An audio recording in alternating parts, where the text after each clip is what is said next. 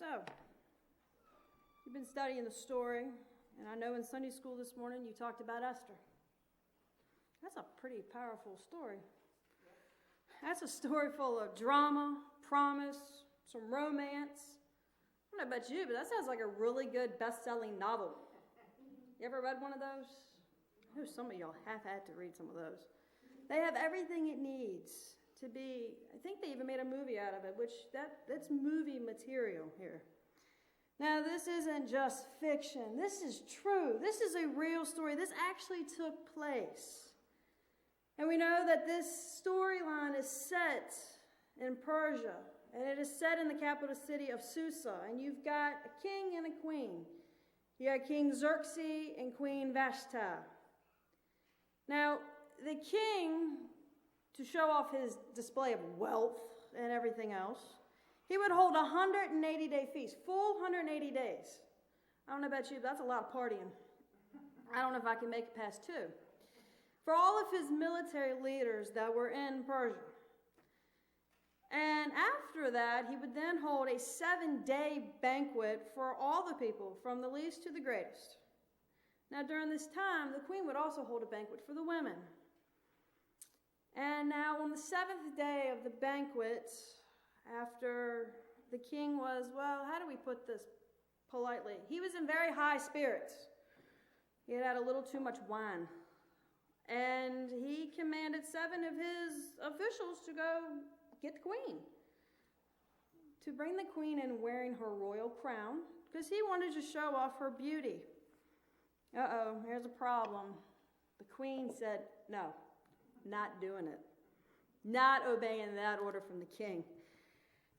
And as I was researching and digging a little deeper into this, and I will admit this morning, I had to actually go back and read the book of Esther because it's been a while for me.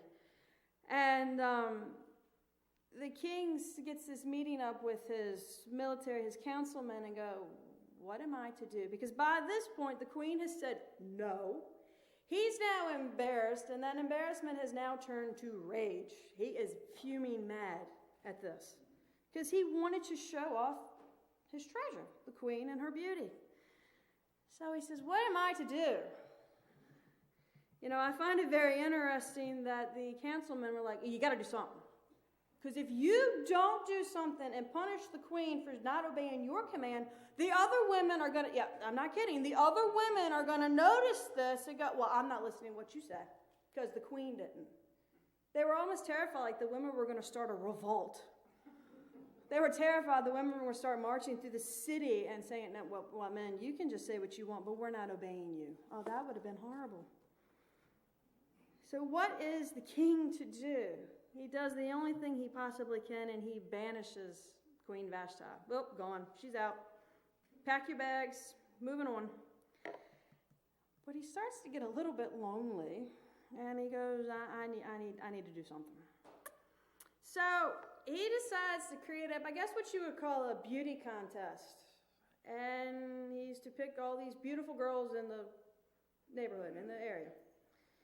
Now, in order for those girls to be able to go see the king, they've got to go through 12 months of intensive pampering and beauty treatments. So they got to prepare for 12 months to go see the king. But they're already pretty, but I guess that's not enough. And out of this group, of course, he selects one girl to be the new queen, and of course that is Esther. He found favor in Esther. Now, let's throw a little background into this. So in about 538 BC, the Jews who had been exiled from Persia, were just gotten rid of, they were allowed to return to Jerusalem because they needed to rebuild the temple. The temple had been destroyed by that point. And many of those exiles, they were pretty reluctant to leave because they had found security. They had found a safe zone, as you could call it, in Persia. And now this empire of Persia was huge, and of course the capital city was Susa. And thousands of Jews were settled there. They were happy, they were content, they were safe. And they didn't want to leave. Now you've got a girl named Esther. Her parents had died. And she was basically left in the hands of her cousin Mordecai. Mordecai basically adopted her. He loved her like she was his own child. Now here's a key point you have to remember. You got to remember this. Esther was Jewish. Uh-oh. Key point, remember that. And the king didn't know that. And Mordecai told her not to reveal that. Keep that amongst yourselves. Don't tell anybody where you came from, your nationality, none of it. Keep it to yourself. Now, later on into the story, we see that Mordecai becomes a government official. And one day he happens to be sitting at the end of the king's gates, and he happens to hear two of the king's officers having a conversation back and forth. That conversation probably went off, hey, how are you? What's going on? How was your day? To anger and rage, and they come up with this plan to kill the king off. Take him out. We don't want him anymore. Well, Mordecai overheard the whole plan, and he says, yeah, that's not good. I know what I'm going to do. I'm going to go to Esther. Because he could still have a little bit of contact with her. He says, I'm going to go see Esther. I got to tell her this. And he runs to her and says, you got to tell the king they're going to kill him. Or they're going to do it, and then we don't know what we're going to do. So immediately she goes and she reports this all to the king. Just when you think the story can't get any better. One more, Now there was a man in the royal military, his name was Haman. Yeah, I'm waiting for that click. Look, there's another one. I heard that in Sunday school, every time y'all said Haman, y'all had to I want you to do it this morning. He's in here quite a lot, so you might want to, don't be alarmed if you hear that noise. It's a noise maker. It'd be all right. And so the king goes to him and makes him the second in command of all the military. And all the royal officials by this point have to bow down and honor Haman. They're learning, they're picking it up quick, so I won't have to tell y'all when to do it. And but there's a problem. Oh, the story gets deeper and deeper. There's a problem. Mordecai will not do it. He refuses to bow down to him. And so some of the officials see it and they go to him and they say, well, come on, can you not just bow down to the man so that everything will be peaceful and we don't have to worry about it? And he says, nope, not doing it. Well, those officials go back to Haman. I'm waiting. And they tell him that Mordecai will not bow down to him. He's got to do something. He's got to do something. He says, oh, and yeah, by the way, here's the second key point to this. Mordecai is Jewish. That's a problem. Because that sends rage into Haman.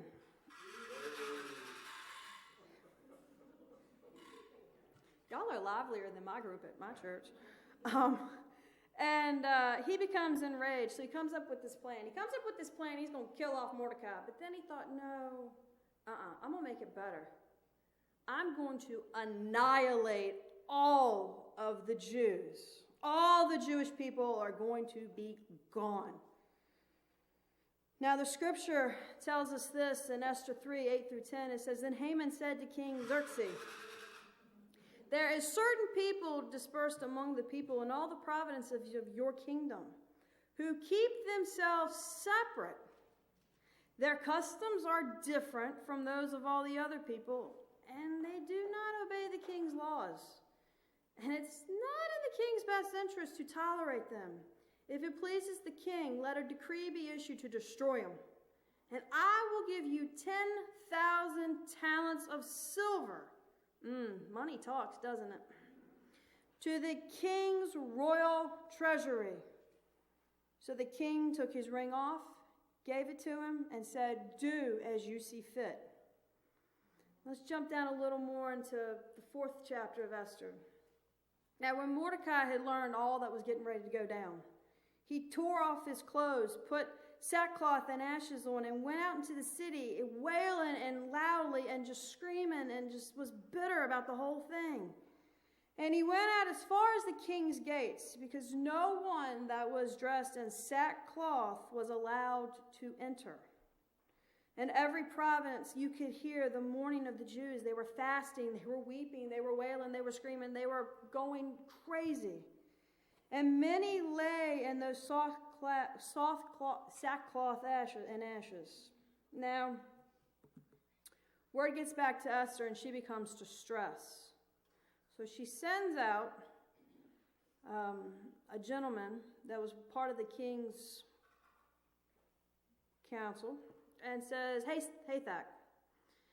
Now, so Hathach decides he needs to send this message from Esther to Mordecai. Esther's like, "You got to go, you got to give him this message for me." So he goes out to Mordecai, and he opened in the open city of the square of the city, in front of the king's gates, and Mordecai told him everything that had happened to him, including the exact amount of money that Haman had promised to pay into the royal treasury for the destruction of the Jews. He also gave him a copy of the decree that was posted so he would know what was going on, to take it back to Esther. And he told Esther, he says, "You need to beg. You need to beg for mercy. And you need to plead for the king to not hurt your people." So Hathach went back and he reported to Esther what Mordecai had said, and then she instructed him to go back to Mordecai. All the king's officials and the people of the royal provinces know that for any man or woman to go to the king and not be summoned by the king, there's but one law, and that law is death. They will kill you. They will put you to death. Unless the king now, he had a royal scepter, kind of like a stick thing that was golden, and unless he holds that up to you and spares your life, there's the only way it's going to happen. If I go, you're going to die. I'm going to die. And 30 days have now passed, and the king hasn't called for me to come. Now, when Esther's words finally reach Mordecai, he sends back, "Do you not think that because you're in the king's house, that you're the queen, that you alone of all the Jews are going to escape from this? Remember, you're Jewish." That was a key point. Here is the best phrase ever, I think. "For if you remain silent at this time, relief and deliverance of the Jews won't be there. You and your father's family will perish. And who knows," here it is, "but that you have come to royal position for such a time as this." That's pretty powerful words, I think. I've been told those words quite a few times within the last few weeks. Last few months, really. And then Esther sends her reply back to Mordecai. "All right, this is what I want you to do. You need to go, and you need to gather all the Jews that are in Susa, and you got to fast with me. You not only got to fast with me, you got to do it for 3 days. Day or night, you cannot eat or drink. Then after that, my servants and my attendants are going to do the same thing. We're all going to do this together. Now, when this time has ended, I will then go to the king, even though it is against the law, and if I perish, I perish." So Mordecai runs, and he does exactly what Esther instructs him to do. So now for 3 days, they fast.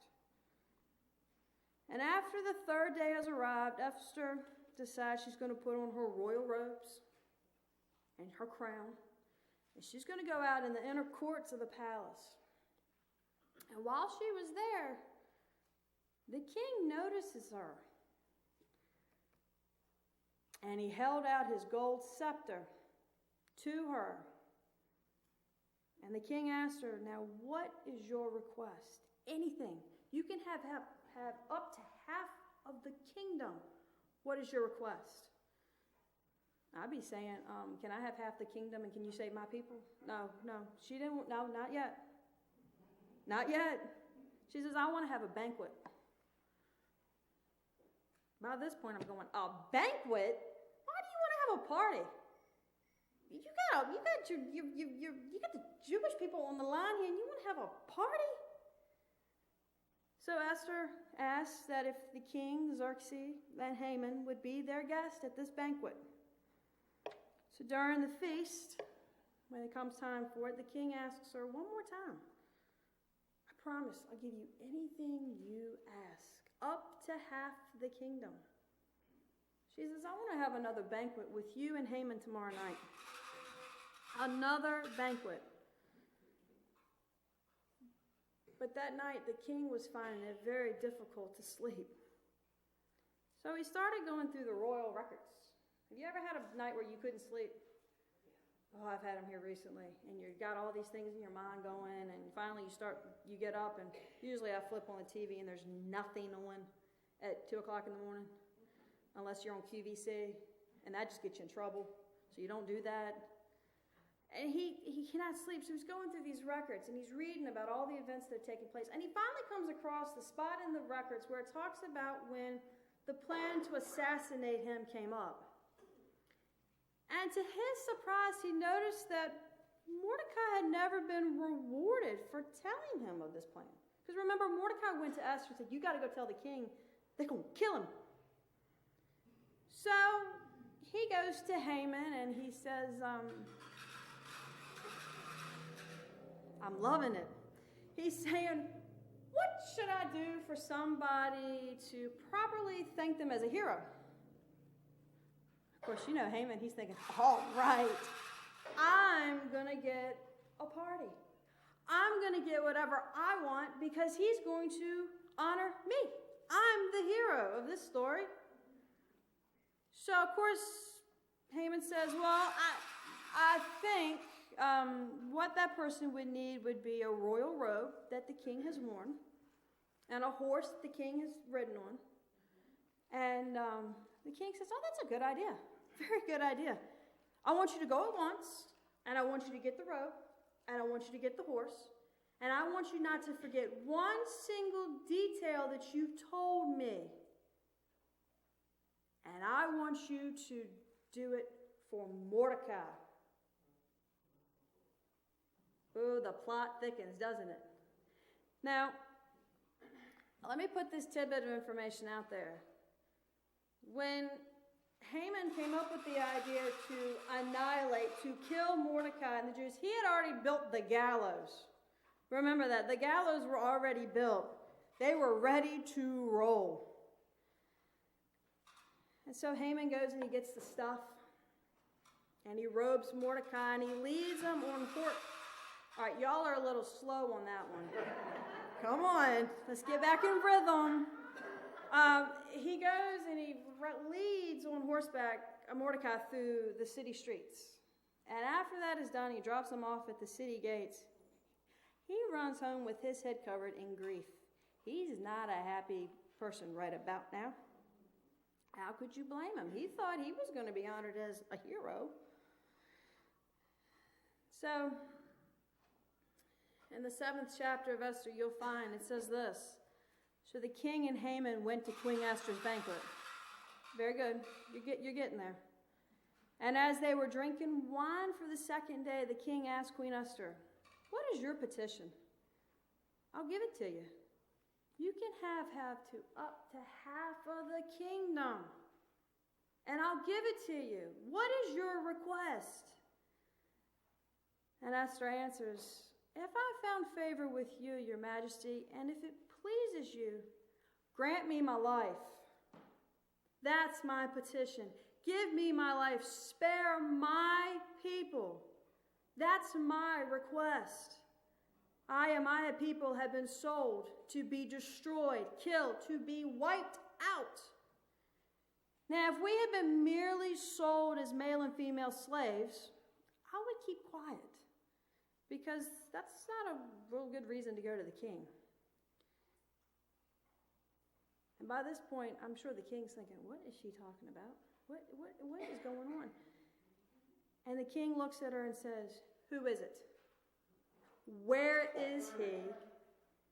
The man that has dared to do such a thing." And Esther, just as normal, speaks up and says, "The vile Haman."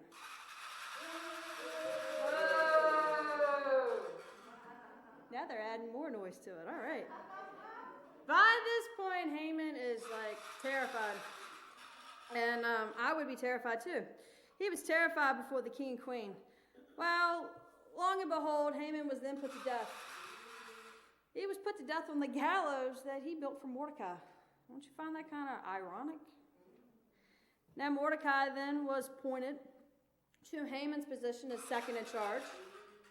And the Jews were guaranteed protection throughout the land. Because of Queen Esther's courageous act, a whole nation was saved. Let me stop you there. I found this empowering the other night when I was going over this. A woman! Did you hear me? Can you repeat that? A woman. A woman.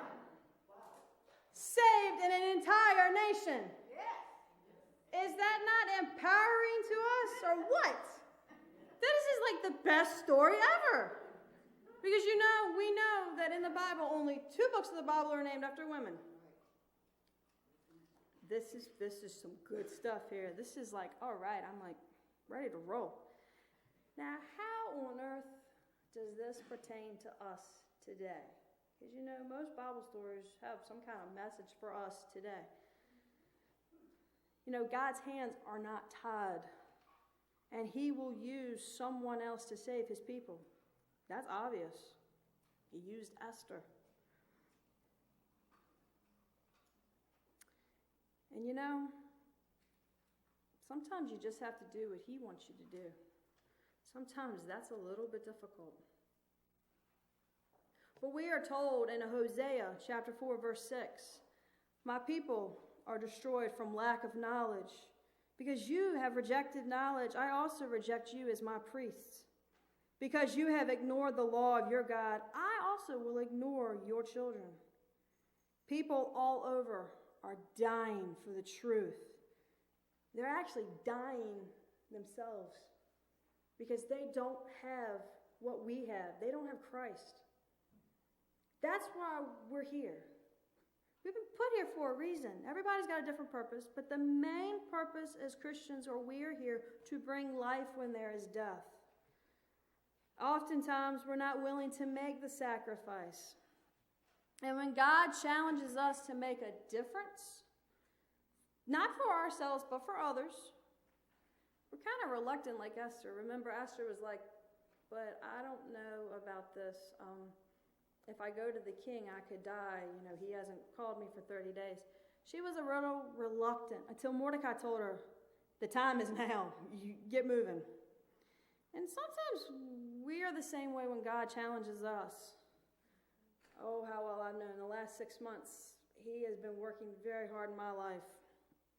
And more like I'm arguing with him, but it's like my arguments are going out here, and he's not paying one bit of attention to what I'm saying. He's telling me what I'm supposed to be doing, and I'm running away. We gotta stop that. Now, here are some of the things that I love when God challenges you to do something. I've either read this, heard it, or seen it. I'll do it when I retire. Some of y'all are retired. Well, most of y'all probably are retired. When retirement age hits for me, there will be no retirement. You will work till you die. Because they keep jacking the retirement age up. What is it now, 67? Or is that around the same time you can draw Social Security?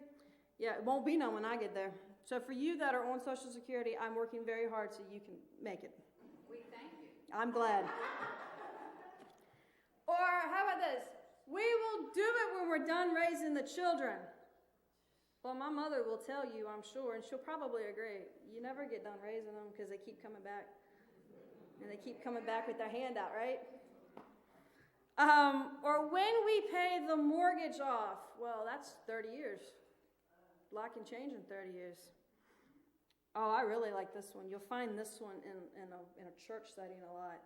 I have done it, And it is time for somebody else to do it. Oh, I love that one.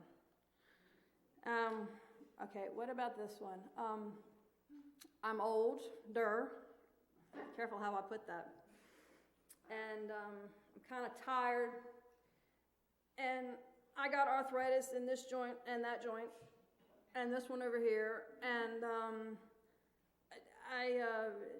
I have to go to bed at 7:30 now because that's the new midnight for me. I pray that never happens to me. I pray that never does happen. And, well, I can barely see in the day, and to drive at night, I can't see at all. You know, this fuzziness, whatever it is in my eyes, is no way. So I can't do that. Stop making excuses. There is still work for us to do. It's no accident that we're here. We're here at this time on February the 23rd of 2020 at about 12:02. Yes, I know what time it is. In this church for a reason. And let me make this really clear. If God was done with you, and if you think that God is done with you, rethink it. If God was done with you, you wouldn't be sitting on the pew this morning now, would you? Amen. You wouldn't be sitting anywhere. You wouldn't even be here in the land of the living. In my opinion, you'd be up there in glory land. You'd be walking hand in hand, side by side by your Lord Jesus Christ. You wouldn't be here. So let's be a little bit like Esther. When God is challenging you to do something, do it. Don't give the excuse, well, I'm too young, or I'm older, or I've got this problem, or I've got that problem. He has a purpose for everybody. You may not know what it is. You're here for a reason. He will reveal it to you if you just listen. Because remember, we are here for such a time as this. Amen. Now, let's stand and sing our invitation hymn of number 277, Take My Life. I will be down front if anybody feels the call to rededicate themselves or to join this church. It's a lovely church family. Or you just need to be prayed over. Either way, let's stand and sing.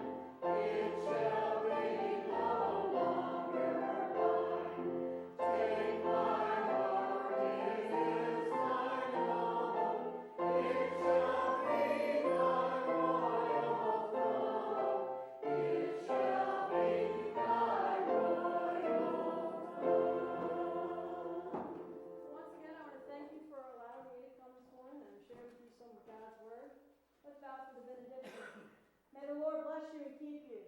May the Lord make his face shine upon you and be gracious to you. May the Lord turn his face toward you and give you peace. Let's go in peace. Amen. Amen. Amen.